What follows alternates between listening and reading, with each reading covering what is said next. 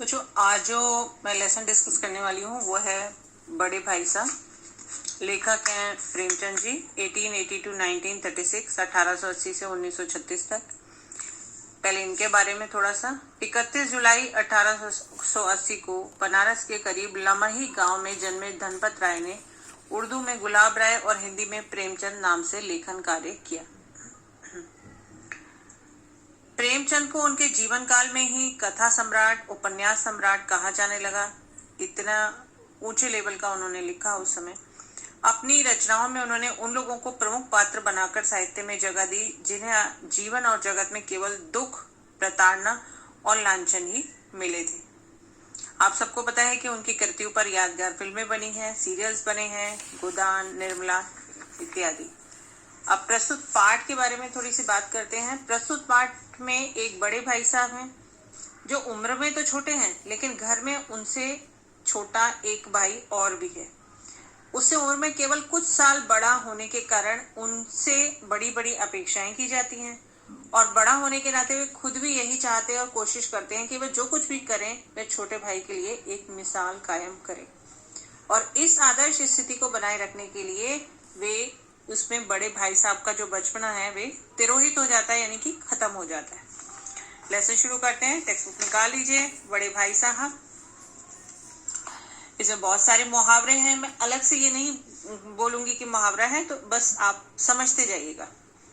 बड़े भाई साहब। मेरे भाई साहब मुझसे 5 साल बड़े, लेकिन केवल 3 दर्जे आगे। पहली लाइन में काफी क्लियर हो गई बात कि वे उम्र में 5 साल बड़े हैं, लेकिन 3 क्लास ही आगे हैं मेरे से। उन्होंने भी उसी उम्र में पढ़ना शुरू किया जब मैंने शुरू किया। फिर थर्ड लाइन में और बात क्लियर हो गई कि सेम ही एज में हम लोगों ने पढ़ना शुरू किया, लेकिन वो 3 दर्जे मेरे से आगे हैं। लेकिन तालीम जैसे महत्व के मामले में वे जल्दबाजी से काम लेना पसंद नहीं करते थे। तालीम यानी कि शिक्षा। यहाँ पे लेखक व्यंग कर रहा है कि तालीम के मामले में, शिक्षा के मामले में वो जल्दबाजी से काम नहीं लेना पसंद करते थे। इस भवन की बुनियाद खूब मजबूत डालना चाहते थे। इस भवन की यानी कि शिक्षा के भवन की बुनियाद को मजबूत डालना चाहते थे, जिसपे आलीशान महल बन सके। यानी कि वो एक एक कक्षा में कई कई साल रहते थे। 1 साल का काम 2 साल में करते थे, कभी कभी 3 साल भी लग जाते थे। यानी किसी किसी कक्षा को पास करने में 3 साल भी लग जाते थे। अब यहाँ पर एक थोड़ी कहावत सी है, लोकोक्ति सी है, बुनियाद ही पुख्ता ना हो तो मकान कैसे पायदार बने। तो लेकिन ये जो कहावत है बच्चों, ये इस पे यहाँ पे व्यंग के रूप में प्रस्तुत की गई है कि बुनियाद ही पुख्ता ना हो, यानी कि जो नींव है वो ही मजबूत ना हो तो मकान कैसे पायदार बने, यानी मकान कैसे मजबूत बने। तो ये तो आप भी इस चीज को समझते हैं कि एक ही कक्षा में 3-3 साल रह के कोई बच्चे को हम इंटेलिजेंट नहीं मान सकते हैं। आगे चले। मैं छोटा था, वह बड़े थे। मेरी उम्र 9 साल की थी, वह 14 साल के थे। ध्यान रखिएगा बच्चों दिमाग में कि मेरी उम्र यानी लेखक की उम्र 9 साल की थी और वे 14 साल के थे, यानी कि बड़े भाई 14 साल के थे, तो ज्यादा बड़े नहीं थे। उन्हें मेरी तंबीह और निगरानी का पूरा और जन्मसिद्ध अधिकार था। तंबीह यानी कि डांट, निगरानी यानी कि देखभाल, जन्म सिद्ध अधिकार था, यानी जन्म लेते ही उन्होंने ये अधिकार प्राप्त कर लिया था। और मेरी शालीनता यानी कि मेरी विनम्रता इसी में थी कि उनके हुक्म को कानून समझू। हुक्म यानी कि जो भी वो कुछ कह रहे हैं, आज्ञा दे रहे हैं, उसको कानून समझू। कानून क्या होता है बच्चों की, उसमें कोई चेंजेस नहीं हो सकते। जो कर दिया सरकार ने वो कर दिया। कानून तो यानी कि उनका कुछ भी कहना उनके लिए किसी कानून से कम नहीं था। अब जन्म सिद्ध अधिकार जरा एक समझ लीजिए बात पे, जो एक तरह से हमारी भारतीय संस्कृति भी है कि जो बड़ा भाई है, भले ही वो 1 साल बड़ा हो या कुछ महीने बड़ा, वो बड़ा ही कहलाता है और वो अपना अधिकार बड़ों के जैसा ही शो करता है, बड़ों के जैसा दिखाता है। और छोटा भाई जो है वो हमेशा छोटा रहता है, वो उसकी बात समझता है, मानता है। अब आगे देखिए। वह स्वभाव से बड़े अध्ययनशील थे। यहाँ पे अध्ययनशील का मतलब ये कि हमेशा किताबों में घुसे रहते थे और रटते रहते थे। हरदम किताबें खोले बैठे रहते और शायद दिमाग को आराम देने के लिए कभी कॉपी पर, कभी किताब के हाशिए पर, हाशिए हम सबको पता है कि पेपर के साइड में जो थोड़ी सी जगह होती है वो, उस पर चिड़ियों, कुत्तों, बिल्लियों की तस्वीरें बनाया करते थे। कभी कभी एक ही नाम या शब्द या वाक्य 10-20 बार भी लिख डालते थे। कभी एक शेर को, शेर क्या है बच्चों, उर्दू में एक छंद, जैसे हिंदी में हमारे दोहे होते हैं, चौपाई होती है, ऐसे ही उर्दू में भी कई विधाएं हैं, उसमें से एक शेर है, मतलब एक छंद है, 2 लाइनों का, 2 पंक्तियों का, 2 बार बार सुंदर अक्षरों में नकल करते, कभी ऐसी शब्द रचना करते जिसका कोई अर्थ ना होता, कोई सामंजस्य यानी कि कोई आपस में तालमेल नहीं होता। मसलन उदाहरण के तौर पे एक बार मैंने उनकी कॉपी में यह इबारत देखी, क्या देखी, ये लेख दिखा, स्पेशल अमीना भाइयों भाइयों दरअसल भाई भाई।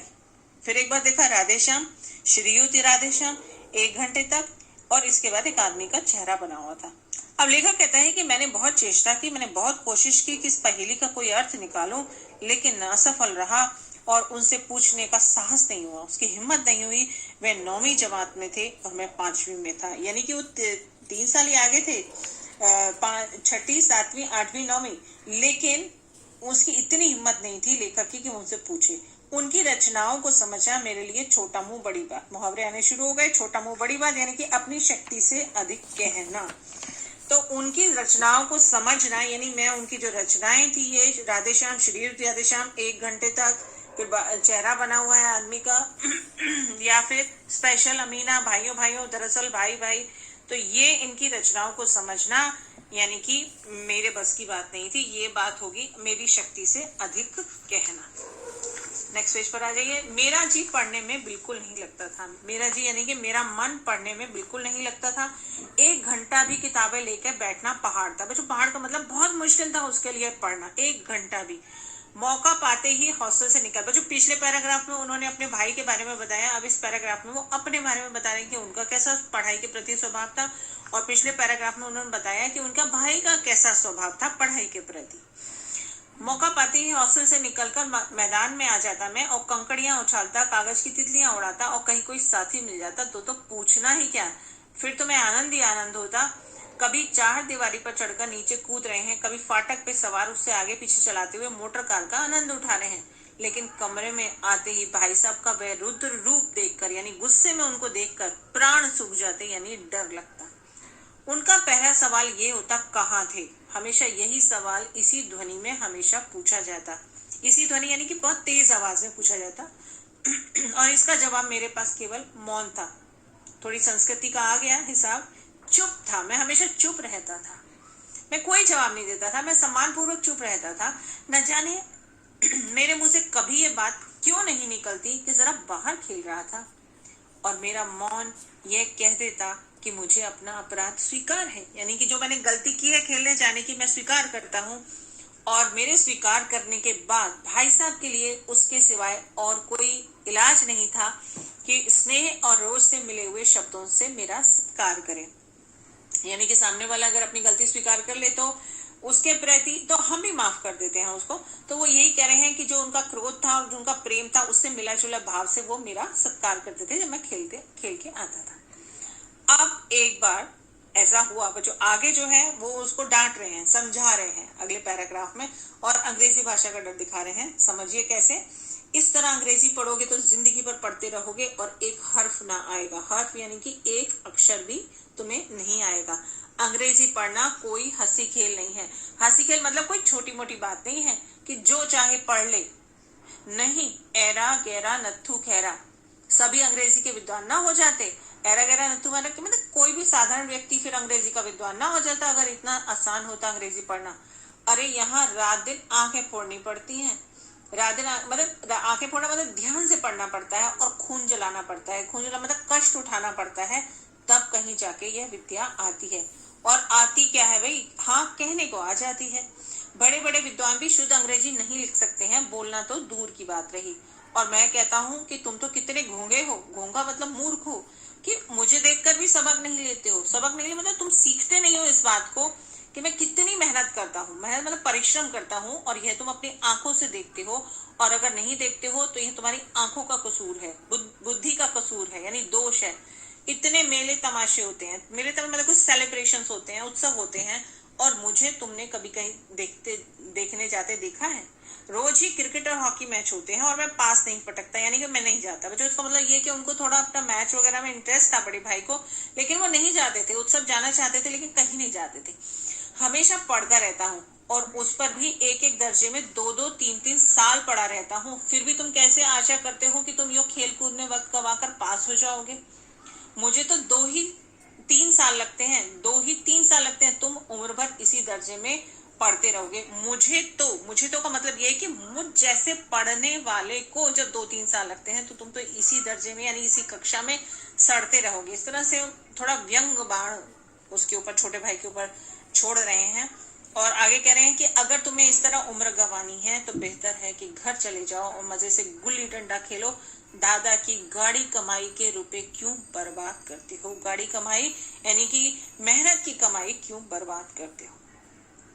अब छोटे भाई की क्या स्थिति है वो देखिए। मैं यह लताड़ सुनकर या मैं डांट सुन के आंसू बहाने लगता। जवाब ही क्या था? अपराध तो मैंने किया था, लेकिन लताड़ कौन सहे? अपराध तो किया था, लेकिन लताड़ कौन सहे? लेकिन डांट जो है, गलती होने पर भी डांट सुनना अच्छा नहीं लगता है। वो ये कह रहे हैं, भाई साहब उपदेश की कला में निपुण थे। अब ये बात समझिए बच्चों, आपके बैक एक्सरसाइज में ये क्वेश्चन आता है कि भाई साहब की चारित्रिक विशेषताएं, उसमें सबसे पहली और सबसे इम्पोर्टेंट, सबसे महत्वपूर्ण जो उनका गुण था वो ये था कि वो उपदेश की कला में निपुण थे। उपदेश यानी कि भाषण झाड़ना। एक तो होता है कि भाषण कोई दे रहा है लेकिन वो भाषण झाड़ते थे, अपने भाई को पे भाषण देते रहते थे। तो इस कला में वो निपुण थे, इन्होंने पूरे आपके पाठ में ऐसा किया। ऐसी ऐसी लगती बातें कहते, लगती यानी कि जो दिल पे लगती, यानी जो चुभती हैं दिल में, ऐसे ऐसे सूखती बाण यानी कि तीखे बोल चलाते कि मेरे जिगर के टुकड़े टुकड़े हो जाते। यानी जिगर के टुकड़े टुकड़े यानी कि बहुत मुझे दुख होता और मेरी हिम्मत टूट जाती, और इस तरह से जान तोड़कर मेहनत करने की शक्ति मैं अपने में ना पाता और उस निराशा में जरा देर के लिए सोचने लगता। जान तोड़ मेहनत का मतलब ये कि इतना अधिक मेहनत मेरे बस की नहीं थी। जितना बड़े भाई मुझे बता रहे थे कि तुम्हें अगर अंग्रेजी पढ़नी है तो इतनी मेहनत करनी पड़ेगी, तो फिर छोटा भाई क्या सोचता कि वो ये सोचता कि क्यों ना मैं घर चला जाऊं। मैं जो काम मेरे बस की बाहर है, मानी मेरे बूते के बाहर है, यानी कि मेरे बस का है ही नहीं, तो मैं उसमें हाथ डाल के क्यों अपनी जिंदगी खराब करूं? तो मैं शुरू ही क्यों करूं? बेटर ये है कि भाई साहब ठीक ही कह रहे हैं कि मैं पिताजी की दादा की गाड़ी कमाई जो है नहीं वेस्ट करूं और मैं घर चला जाऊं। अब वो कह रहा है, ये स्वीकार कर रहा है कि मुझे मूर्ख रहना मंजूर था, लेकिन इतनी मेहनत से तो मुझे चक्कर आ जाता भाई। लेकिन आगे क्या है, घंटे 2 घंटे के बाद निराशा के बादल फट जाते। वो ये बात सोचता तो कि भाई इतनी मेहनत मेरे बस की नहीं है, तो फिर मैं क्या करूं, वापस घर ही चला जाऊं। लेकिन बच्चों वो जो नेगेटिविटी थी वो तुरंत 1 घंटे 2 घंटे में ही उसके माइंड से निकल जाती है। बच्चों ये चाइल्ड साइकोलॉजी होती है, बच्चे ज्यादा देर तक दिल पे बात नहीं रखते हैं, वो पॉजिटिविटी वापस उसके अंदर आ जाती खेलने की, और वो ये सोचता कि मैं ना खूब जी लगा के पढ़ूंगा और फटाफट एक टाइम टेबल बना लेता हूँ, और बिना पहले से नक्शा बनाए तो कोई स्कीम तैयार होगी नहीं, तो वो एक समय सारणी या एक टाइम टेबल बनाता है और उसमें खेलकूद का कहीं कोई स्थान नहीं होता। जो उसका सबसे प्रिय विषय है खेलकूद, वो बिल्कुल नहीं उसमें इंक्लूड करता। और प्रातःकाल, और वो जो टाइम टेबल बनाता है वो ऐसा बनाता है कि प्रातःकाल 6 बजे से लेके रात को 11 बजे तक इतना एकदम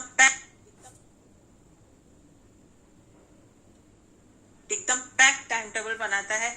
और उस पैक टाइम टेबल में सुबह 6 बजे उठना, मुंह हाथ नाश्ता, पढ़ने बैठ जाना, और 6 से 8 तक अंग्रेजी, 6 से 8 तक अंग्रेजी, यानी कि नाश्ता और हाथ धोने के साथ साथ अंग्रेजी भी चल रही है।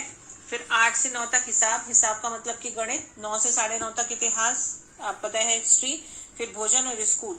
3:30 बजे स्कूल से वापस होके आधा घंटा आराम, 4 से 5 तक भूगोल यानी कि ज्योग्राफी, 5 से 6 तक ग्रामर यानी कि व्याकरण, आधा घंटा हॉस्टल के सामने टहलना, सेहत के लिए करना पड़ेगा। 6:30 से 7 तक अंग्रेजी कंपोजिशन आप समझ लीजिए कि जैसे बहुत सारी चीजों को मिला के हम कोई चीज कंपोज करते हैं, जैसे कि लेटर है, सूचना है, ये सब अंग्रेजी कंपोजिशन में आ जाता है, मतलब कंपोजिशन में आ जाता है। फिर भोजन करके 8 से 9 तक अनुवाद, 9 से 10 तक हिंदी, 10 से 11 तक विविध विषय कोई दूसरे जैसे मॉरल्स है, जीके है, ये सब है। और फिर विश्राम, यानी कि प्रातःकाल 6 बजे से लेकर रात 11 बजे तक एकदम दनादन पैक टाइम टेबल उसने बनाया।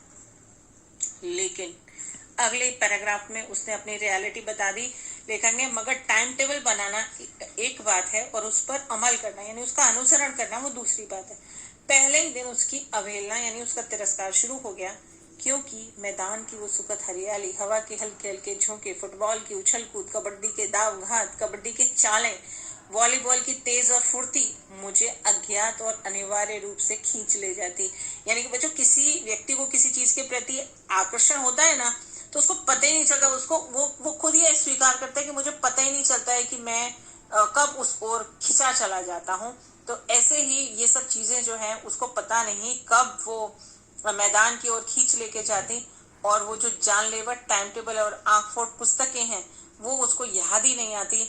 और फिर बड़े भाई साहब को वापस नसीहत और फजीहत का अवसर मिल जाता। नसीहत यानी सीख देने का, फजीहत यानी उसका अपमान करने का अवसर मिल जाता। अब वो उनके साय से भी मतलब दूर भागने लगा, साय से भी भागता और उनकी आंखों से दूर रहने की चेष्टा करता। कमरे में वो इस तरह से दबे पांव आते यानी धीमे धीमे कि उनको पता ही ना चले। उनकी नजर मेरी ओर उठी और मेरे प्राण निकले। प्राण निकला मतलब एकदम डर जाता था, भयभीत हो जाता था। हमेशा सिर पर एक नंगी तलवार लटकती मालूम होती। नंगी तलवार लटकना यानी कि हमेशा खतरा बना रहना।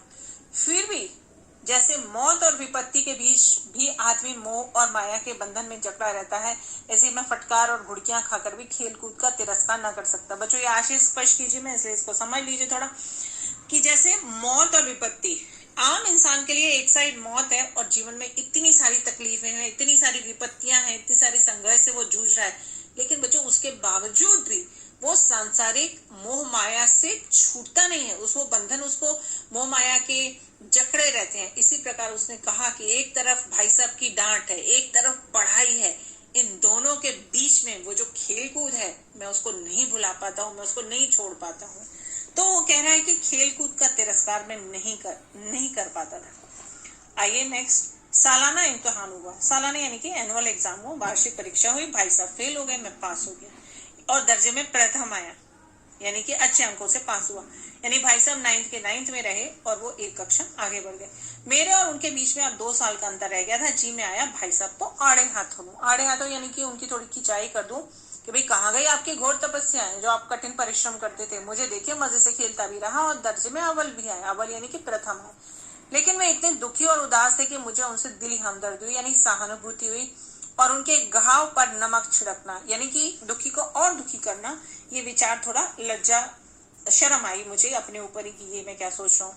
हाँ, अब मुझे अपने ऊपर कुछ लेकिन अभिमान हुआ, गर्व हुआ और आत्मसम्मान भी बढ़ा, यानी कि अपनी नजरों में मेरा मान बढ़ा और भाई साहब का वह रोब मुझ पे नहीं रहा।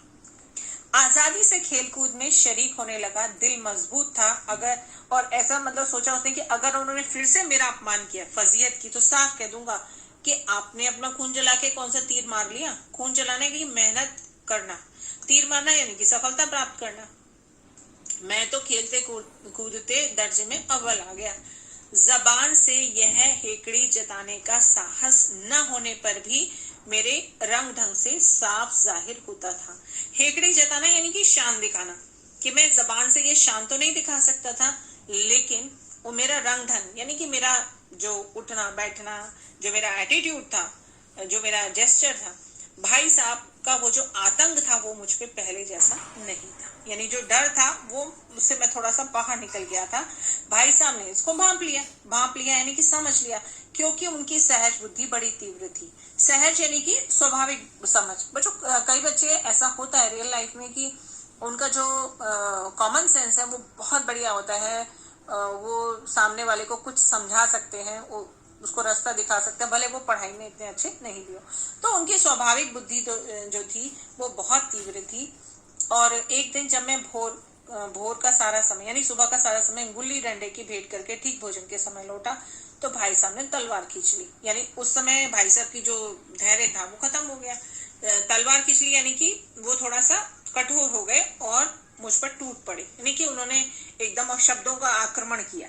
यहाँ टूट पड़ने का मतलब ये नहीं है कि तलवार लेके आक्रमण किया, शब्दों से उन्होंने आक्रमण किया कि देखता हूँ इस साल पास हो गए और दर्जे में अव्वल आ गए, कि इस साल तुम पास हो गए और मतलब पहले नंबर से प्रथम स्थान प्राप्त किया तुमने, लेकिन तुम्हारा दिमाग हो गया है, घमंड हो गया है। बच्चों, पहले तो देखिए आपने ध्यान करिए कि पहले उन्होंने इंग्लिश का डर दिखाया, अब वो एक घमंड की बात कर रहे हैं। कह रहे हैं भाईजान, थोड़ा व्यंग करें छोटे भाई के ऊपर, भाईजान घमंड तो बड़े बड़ों का नहीं रहा। तुम्हारी क्या हस्ती है, हैसियत क्या है तुम्हारी। इतिहास में रावण का हाल तो पढ़ा होगा। पहला ऐतिहासिक उदाहरण देते हैं वो कि रावण तुमने पढ़ा होगा, उसके चरित्र से तुमने क्या सीखा, क्या उपदेश लिया तुमने, या यूं ही खाली पढ़ लिया। महज इम्तिहान पास कर लेना कोई चीज नहीं है, असल चीज है बुद्धि का विकास। बुद्धि का विकास यानी कि जो आपकी स्किल है वो डेवलप होनी चाहिए। बच्चों यार 1 मिनट में आपका एक्स्ट्रा लूंगी ये समझाने के लिए कि स्किल डेवलपमेंट क्या है। जैसे कि कोई बच्चे ने इंजीनियरिंग कर ली, बीटेक कर लिया, लेकिन अगर उसको एक खिलौना कोई असेंबल करना नहीं आया या कोई मशीनरी असेंबल करनी नहीं आई, तो समझ लो कि उसने सिर्फ किताबी पढ़ाई की है, उसने अपनी जो स्किल है इंजीनियरिंग की वो विकसित नहीं की। कोई बच्चा म्यूजिक का कर रहा है, अगर उसने रट रटा के अच्छे नंबर ले लिए, लेकिन उसने अपना गला अगर पॉलिश नहीं किया, तो उसने अपनी स्किल डेवलप नहीं की। हाँ, उसने अपनी पढ़ाई कर ली। तो वो यही बात कहना चाह रहे हैं कि महज इम्तिहान पास कर लेना कोई चीज नहीं है, असल चीज है बुद्धि का विकास। जो आपका स्किल है, जो आपकी बुद्धि है, वो डेवलप होनी चाहिए। जो कुछ पढ़ो उसका अभिप्राय समझो, उसका मतलब समझो। अब ये बात तो बहुत बड़ी है जो प्रेमचंद जी ने बड़े भाई साहब के मुंह से कराई है कि सिर्फ पढ़ना काफी नहीं है। बच्चों ये चीज हमें भी अपने जीवन में सीखने की जरूरत है कि सिर्फ शब्दों को पढ़ना जाए, उनको जीवन में उतारना भी जरूरी है, उसका मतलब भी समझना जरूरी है। तो अब वापस से वो जो डरा रहे थे, वो रावण का जो एग्जाम्पल घमंड की बात कर रहे थे, वापस उस पर आ जाइए। रावण भूमंडल का स्वामी था, यानी कि पूरी धरती का स्वामी था, और ऐसे राजाओं को चक्रवर्ती कहते थे जो पूरे धरती के स्वामी होते थे। आजकल अंग्रेजों के राज्य का विस्तार बहुत बड़ा हुआ है। बच्चों आजकल, ये आजकल यानी कि 2021 की बात नहीं कर रही मैं, ये आजकल का मतलब ये है कि इनका जो देहांत है वो 1936 में हुआ। ये कहानी जो है 1936 से पहले लिखी गई। तो उस समय तो अंग्रेजों का राज्य, यानी उनका जो राज्य का फैलाव था, विस्तार था, वो बहुत बड़ा हुआ था। पूरी धरती पर नहीं था, लेकिन काफी बड़ा हुआ था। तो पर इन्हें चक्रवर्ती नहीं कह सकते। संसार में अनेक राष्ट्र अंग्रेजों का आधिपत्य स्वीकार नहीं करते, बिल्कुल स्वाधीन है। रावण चक्रवर्ती राजा था, यानी आज के जमाने में जो तुम अंग्रेजों को देख रहे हो, रावण इससे भी कहीं ज्यादा था। संसार के सभी महिप उसे कर देते थे। महिप यानी कि राजा, कर यानी कि टैक्स देते थे। बड़े बड़े देवता उसकी गुलामी करते थे। आग और पानी के देवता उसके दास थे, यानी इंद्र भगवान, अग्निदेव, ये सब उनके दास थे।